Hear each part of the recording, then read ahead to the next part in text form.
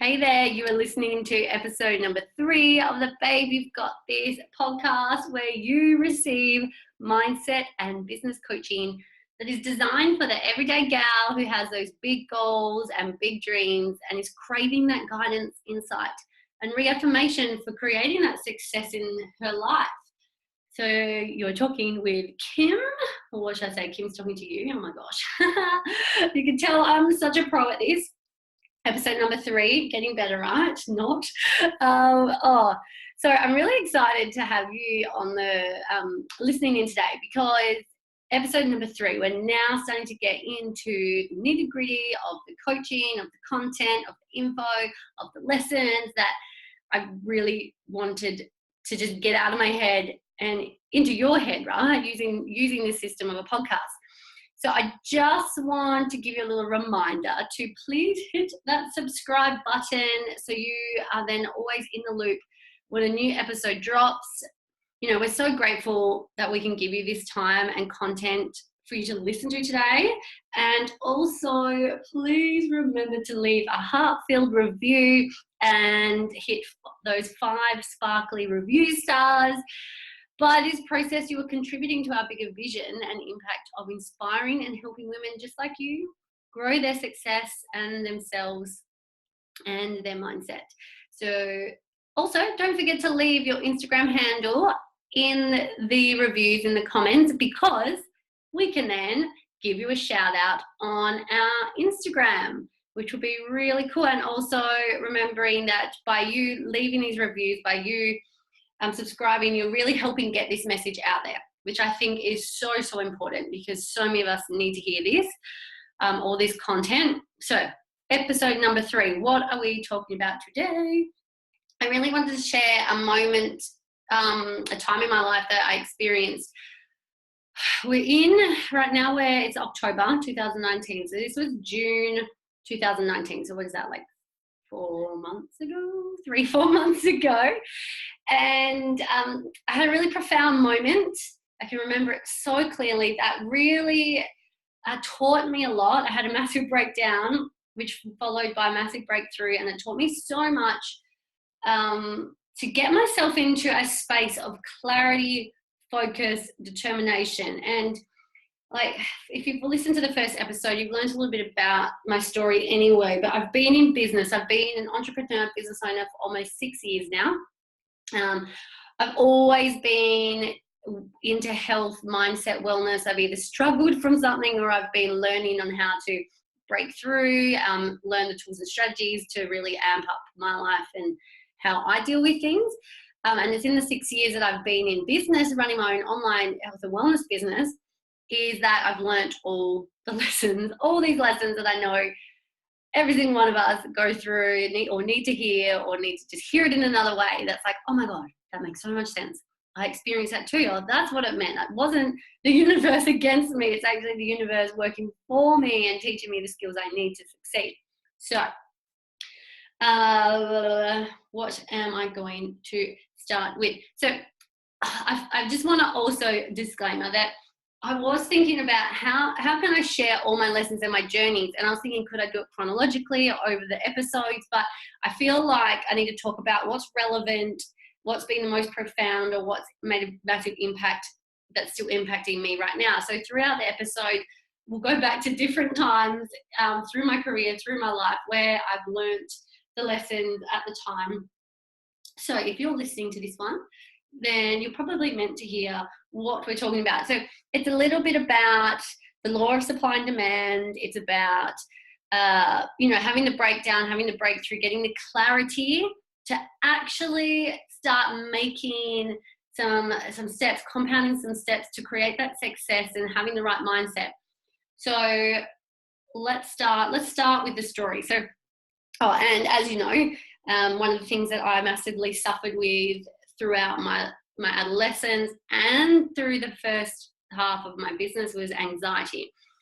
So again, I did touch on this, but just to recap, if you're tuning into this one as the first episode, I grew up in a family that it seemed that we just had no money. We were always struggling. I honestly don't remember my parents being together. I only remember from when they divorced, and they divorced when I was heading into year 4, so I was about to turn 9 years old. So the first 8 years of my life, which the first 8 years of our life is when all of our neural pathways, or 85 of our neural pathways, are actually formed inside our brain, right? That's where we get our belief systems from. That's what shapes our personality. So how crazy that I have blocked out along my journey, along my growing up, I've blocked out that first 8 years, and that's when my parents were together. So I can't even remember, unless we go into let's delve deep, but not in this podcast. I can't remember them being happy. I can only remember from when they were fighting, when they broke up. Now, what happened was, my mum made it, the story I heard from my mum is that she was left with nothing. Money was the root of all evil. They just had no money to do things. And then on my dad's side of things, when I was watching it, it seemed like, I always thought he had money, but he never spent it. So it seemed like, again, we didn't have any money. So money was a huge, huge topic for me. And I think it's a massive thing that shaped my life. Fast forward to now is one of my biggest drivers, and what I absolutely love learning about, teaching about, and helping other women create that financial independence like I'm creating as well. So anyway, tangent. I just remember struggling all the time. So I had all these beliefs about money. Growing up through, I started working from the second that I could legally start working. I got a job. So I was always making money, but I never had any money. I was always struggling. There was always bills. And obviously, looking back, I had a really shit self-worth. So your net worth and your self-worth are the same thing. That will be another topic, another podcast topic. And I just remember I was always struggling. So from this created a lot of anxiety, because anxiety is fear of the future, the fear of the unknown that I can't control. And I had this massive fear that if I didn't have money, I'm going to end up like my parents. If I didn't have money, I'm going to end up like my parents. I'm going to have so much struggle, so much pain, so much heartache, so much stress. Now, having this anxiety about not wanting to have any money actually caused me to not have any money. It was like this vicious cycle, right? So that's a little bit of a background there. There's a lot of where my anxiety came from. And then with that, eating poorly contributed, like poor health contributed to the anxiety, having the stress, you eat more. It's that vicious cycle there yet again. So then I started my business. I was like, this is a cool way for me to be my own boss. There's a system, there's a blueprint. If you follow it, you're guaranteed success. Which 6 years on, it does guarantee success. I've proven it. And I just saw it as a way where I didn't have to rely on anyone else but myself to create this income, and it wasn't capped. I wasn't trading time for money. I was working for myself, and then I got paid on the effort that I did, right? So the reason I loved it is because I was like, oh, if I want to earn more money, I can just work a little bit more, work a little bit harder.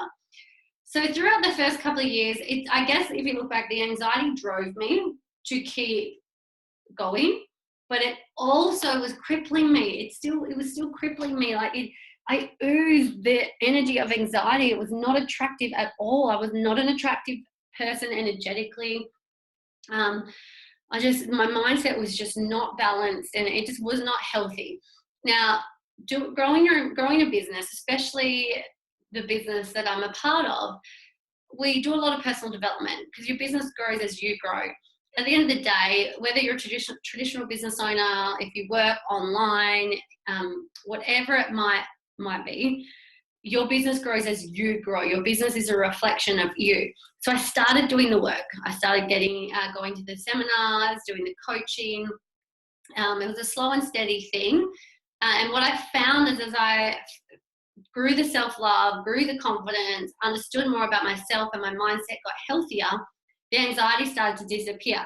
So it was about a year ago where it pretty much had gone from my life. Like, I was like, catch you later. Not catch you later. Never come back. I'm done with you. I've got the toolkits. I've got the strategies. I'm not going to let you creep in. I went traveling. Life was great. Came back from traveling. The fact that I have my business model, my business that I've grown, and it paid me while I was still traveling, which was awesome. So I didn't have that fear of not having any money. But I came back from traveling and I hadn't really done any work on my business because, hello, travel life, right? I thought about my business, but I didn't actually do any work on my business. And so I got back from traveling at March this year. And things were still good, getting back into routine, absolutely loving it. And then the ripple effect of not doing any work on my business started to kick in. So things started to drop off. Business started to drop off and slow down, and clients were dropping off, and the income was getting risky. That my income was going down. I'm like, oh my gosh, freak out mode, and I could start to feel the anxiety creep in. But I wouldn't let it overwhelm me, but I let it be there, and it did not serve me at all. So that was in about March, April, May. Then June hit, and I went to one of our incredible national business conferences. I got to celebrate a lot of my beautiful team who I get to work with, a lot of celebration myself. And, you end on this big high. And I was like, yeah, I've got this newfound inspiration. I'm ready to rock this. I'm ready to grow even more. I've got some big goals, some bigger goals now, and I want to make it happen because I've already ticked off the goals that I've been working for. And it was towards the end of June, and I was looking at my figures and my numbers in my business, and I remember I was sitting at the desk. I'm sitting at my desk right now. I was sitting at this exact desk in this exact spot on this exact chair, and my husband was, it was early in the morning, my husband was still in bed, and he was lying down still in bed, and I was looking at my figures, and I realized that I have a week left of the month. And if I don't hit this certain target, which it was something that it wasn't just as easy as like clicking your fingers 1, 2, 3 kind of thing. It was going to be a big push. It was going to be relying on other people other than myself to make this happen. And I was like, if I don't hit this target, my paycheck is going to drop $2,000. Now that is, like, to you it might be a lot of money, to you it might not be a lot of money, but to me it was enough money to significantly impact mine and my husband's lifestyle with the commitments that we have with the bills, with lifestyle choices, certain savings and whatnot. So it was enough to make a decent dent. Like, pretty much that's our rent, right? $2,000 covers the rent. And I was like, shit, I cannot go backwards. I cannot let this go backwards. And I just remember this wave. It was like this fucking tsunami. It was this tsunami of anxiety that just smashed right through me.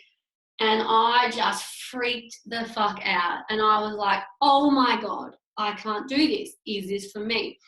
And I could feel the tears welling up, and I started to like hyperventilate. I'm like, Kim, you can breathe, like just chill out. And I go into my husband, and I was like, babe, this is what's happening. I'm freaking out. I'm not going to have enough money for this. We're not going to be able to afford this. And I just started going on this massive spiral. And he's just like, what the fuck do I do? He's trying to comfort me. And I'm like, you do not understand. You don't run your own business. You're a carpenter. You go and work for the man. You don't have any idea what this is like. Like, the responsibility is on me. I don't think it's going to happen. I can't let myself, like, I have so much pride. I am too proud to let myself go backwards and lose this income. And it honestly was such a profound moment for me, because after I had my little freak out, my like semi-anxiety attack, I didn't let it go full panic attack, because I still have the tools and the strategies to keep myself calm, even though all the crazy thoughts and the fear was taking over. And it's this moment. It was in this moment, after I kind of got my shit together, lashed out at my husband. I love him. I'm so grateful for him, because he's so my soulmate. He cops all the brunt of all my crap, right? We all have our own crap, and that's why we find someone to love us and be our pincushion or our punching bag. So anyway, after I let all this out, and I felt a bit better, but I was still like, because he's sitting there like, babe, it's okay. We still have money. We've got a roof over our head. We're not actually going to lose anything. It's just you and your mindset and your story around this. And I'm like, you are so right. But at the same time, I just can't let this happen. So once I chilled out a little bit, did some breathing, I realized, I'm like, Kim, you've got a business, and it's the most incredible business because you're being paid residually every month, even whilst you took 6 months off to travel the world, and you come back and you haven't really built anything, but you've still been getting paid. So how friggin' amazing is that, right? And I have to, wait, here we go, I lost my train of thought. This happens often. And I was like, oh, okay, that's it. So this is just the universe teaching you that if you're not going to do the work, if you're not going to look after what you have, the universe is going to take it away from you. And my biggest focus being money, because I've always wanted to make sure I make enough money and make money work for me, so I don't ever end up like my parents were when I was growing up. One of my biggest focus is around that money. So if I'm going to be taught a lesson, it's going to be around the one thing that I love most and that I would hate the most to lose, except for obviously friends and family, from like a business point of view, right? So anyway, I realized, okay, Kim, this is it. Go back to what you've learned. Go back to the personal development courses you've done. Just have a think. So I sat at my desk. Well, I went back to my desk after I had a little whinge to Daniel. A little whinge, right? We call it a little whinge, even though he was like full-blown tsunami of anxiety. And I came back to my desk and I sat here and I was like, okay, what am I going to do? I asked the powerful questions, like how am I going to overcome this? And then it was, remember, it was at the conference I went to, my personal development coaches had a segment on stage and they chatted a little bit about, and I've heard this before, they've taught me this before, but it was like a perfect reminder of one of the universal laws is the laws of supply and demand. And the best way I can describe this, and it works so well for me, I finally got it. Let's put it that way. I finally fucking understand the law of supply and demand. So what it is that the supply, when we're aiming for a goal, so maybe we have a goal. So say the goal is I want to earn $10,000 in the next month. Now, the supply is the goal. What you want to create is the goal. It's the supply that's coming to you. So the supply is $10,000. If you just constantly focus on, okay, I need $10,000. I need to make $10,000. If I don't make $10,000, I'm going to lose this. I'm going to lose that, right? So, well, my supply, no, let's stick to my example. See what I mean? I just go on tangents. It's fantastically annoying, maybe, I don't know. So we need that $10,000. But when you're focusing on the supply, can you already feel that stress starting to well up? It's like, where is it going to come from? I need it. And so focusing on the money is the supply. When you focus on the money's not going to come. When you focus on the supply, it is not going to come. All you're going to do is get stressed out. What it is you've got to focus on the demand. The demand is, how are you going to show up to put yourself to work to attract this money in, to make this money happen? So if you need $10,000 and say you have a product, easiest way to do it, have a product that's $1,000, right? So if you break it down, okay, if I sell 10 of this said product, I'm going to make $10,000. And the demand is, okay, what do I need to do to get those 10 customers? What do I need to, or get those 10 sales? How do I need to show up every single day? What are the numbers? How many people do I need to talk to? How do I need to work my sales funnel? Blah, blah, blah. So you get the drift of it, right? This is just an example. So how it worked for me, being someone who is very good at always focusing on the supply, always worried about the money, wanting to make sure that it comes in, I realized, Kim, you have to focus on the demand. You've got to put the energy in the demand. When you focus on the demand, the supply comes. It follows. When you focus on the supply, you have no space or energy to put the demand on yourself, and you're never going to get anywhere, and you're just going to stress out and freak out and probably end up going backwards. So what was my demand? what was the demand that I had to put on myself every day? I broke it down to a daily thing, because we can create, if we want to create success in our life, guys, we need to have our daily rituals, our daily non-negotiable. What do we need to do every day to compound? It's a compound effect every single day to get us closer to our goals. When you have a goal and you break it down, when you have a vision and you break it down to however, say the goal is the month, to the week, to the day, to the hour, you become visionary, right? So I had to work out what was the demand what did I need to do? How did I need to show up? What I needed to do more than what I'm doing now, because what I'm doing now, I'm not going to be given more money, more clients, more business if I'm just going to keep doing what I'm doing. So what can I do? And I want to share with you the first thing I did, because this created a ripple effect of how I showed up every day. And the thing is, the first step had nothing to do with actually doing business, actually doing the business work. Now, don't get me wrong, you still have to do the work. Whatever your business is or whatever it is that you're doing or creating, you have to still do the work specific to building the goals that you have. But the demand on yourself, how you show up as a person for your own life, is where you need to start. So this is what I did. I committed to a miracle morning. Now, a miracle morning it's pretty much having a morning routine that you stick to every day. And the trick is not to do the exact same thing every single morning, right? So it's a when you wake up miracle morning. It's something you commit to every single morning as best as you can without fail, because you're putting a demand on yourself to commit to some tasks, which I'm going to elaborate on. I'm going to share with you what I do.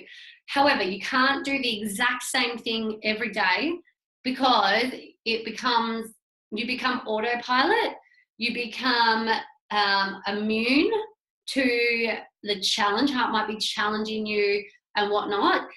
So when it becomes autopilot, you don't become conscious of what you are doing and allowing it to transform and grow the energy and raise your vibration. So getting a few rituals together first thing in the morning, making sure you commit to them that you know is going to grow you. So this is what I did. The first thing I did was put the demand on myself that I am committing to waking up earlier. You hear this all the time. The most successful people are the ones that wake up early.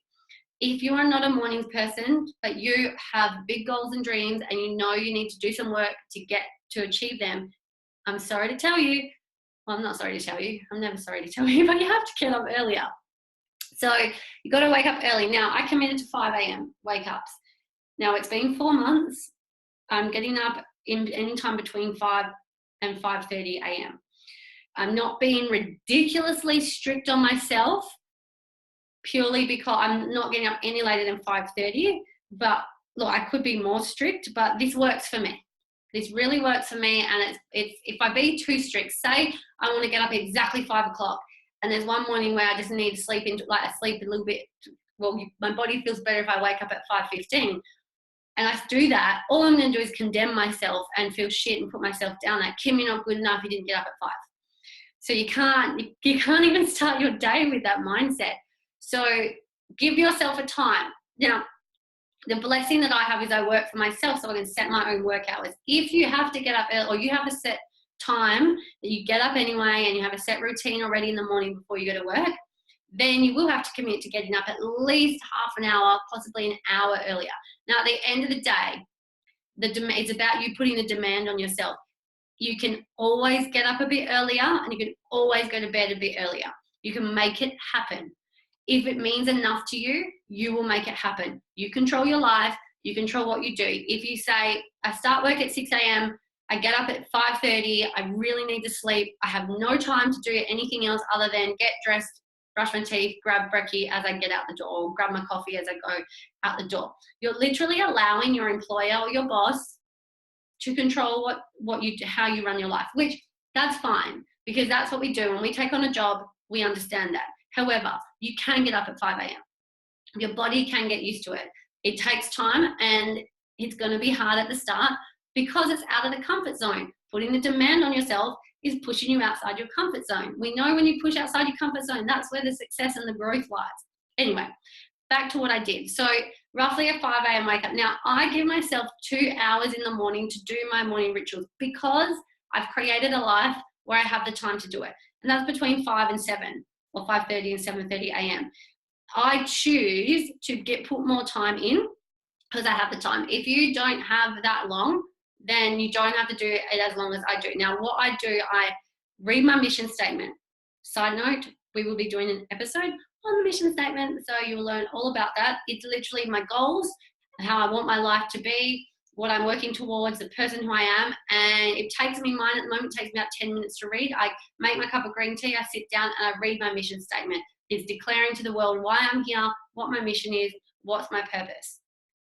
What's really cool is this podcast is in it, and now I've finally made it, so things are starting to tick off, right? So I read my mission statement, it puts me into a state of, this is why I'm here, this is my clarity, this is my focus. Or I do not even wake up, or even if I wake up with that hint of anxiety, right? You know, I just had that friggin' massive anxiety attack that, you know, got me all crazy, coming through the breakdown, had me to have a breakdown. I still had a bit of that anxiety there, but I was like, the second I read that mission statement, I was focused, I was confident, I knew what I was doing. Then after this, after the mission statement, what am I trying to say here? I alternate between meditation and journaling. Now I do both. I just alternate between what I do first, so it doesn't become this mundane process that becomes on autopilot. So I do meditation and then I journal. So whether it's doing some gratitude, whether it's doing a bit of a flow journal, so writing in gratitude, but like I'm telling a story.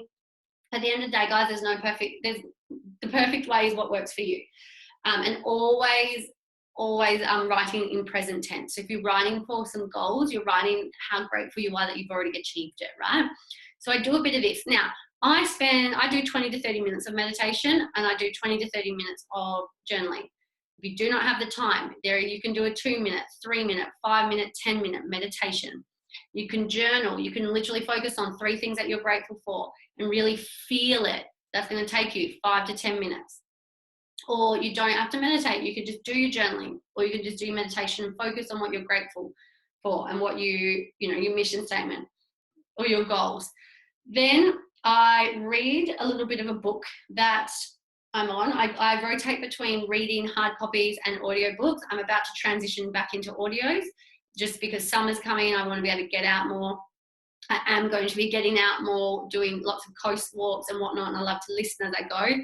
It was winter where I am, when I started putting this demand on myself, I was not going outside in the freezing cold in between around 6 o'clock in the morning to exercise or whatnot. So I read a book. So I read. So you can read a book, you can listen to a podcast.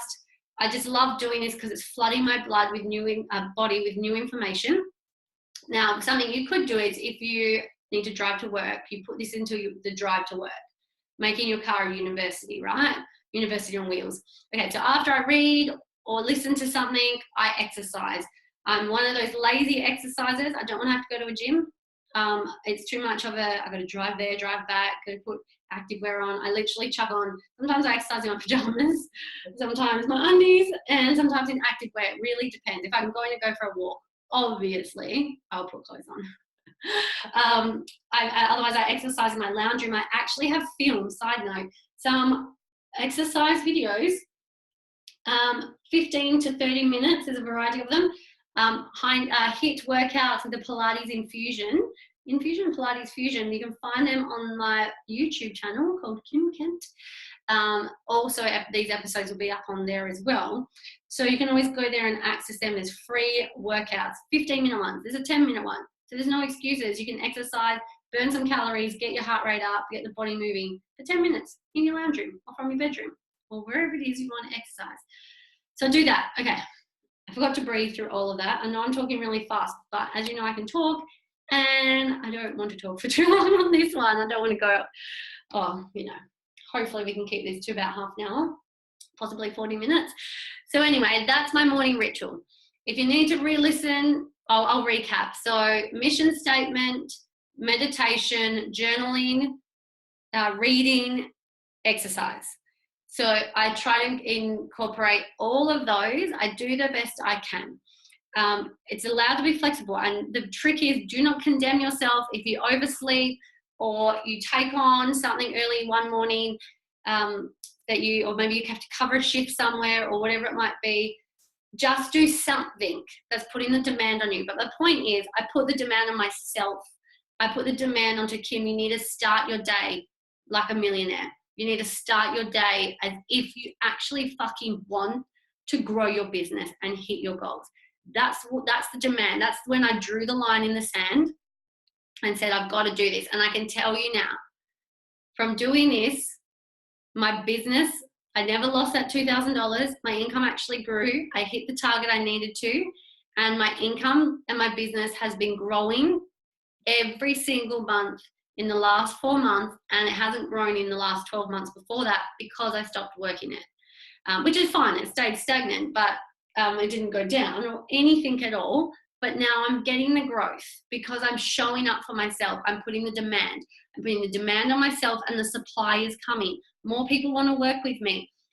More customers want to buy from me, and so on and so forth. So hopefully I was very understood then. I was going to say, if you have any questions, if you have any questions, put them in the comments below. Or reach out to me. You can reach out to me on my Instagram, Kim Kent, at Kim Kent __. You'll find, I'll put my socials in, and you can find it in this podcast info anyway. So yeah, I put that's the point of the story, to get over that anxiety. And I can tell you, since that day that I drew the line in the sand, I have not had 1 ounce of anxiety come through. Not one. Because I've started my day the right way every single time.